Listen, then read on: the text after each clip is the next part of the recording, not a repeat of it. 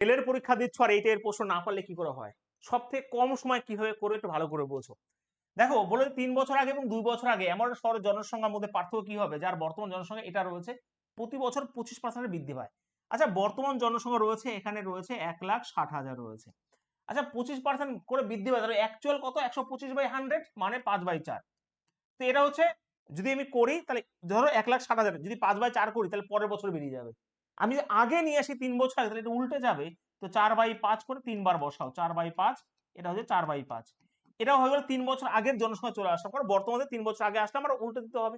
এবার 3 থেকে 2 বছর ডিফারেন্সটা যদি বের করতে কিভাবে করবো, এই 25% মানে 1/4, এটা হচ্ছে বাড়ার পরিমাণটা যেটা রয়েছে ডিফারেন্সটা, তো এটার যদি আমি 1/4 করে দিই তাহলে কিন্তু উত্তর চলে আসবে।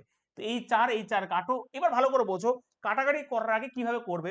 এখানে 4 4 16 মানে 8-এর মাল্টিপল হবেই হবে। তো 8-এর মাল্টিপল ভাই এটা নেই, এটাও নেই, এটাও নেই, অপশন নাম্বার বি হবে উত্তর। হ্যাঁ, এরকম ভাবে সব থেকে বেস্ট ওই হবে এই অঙ্কটা করার।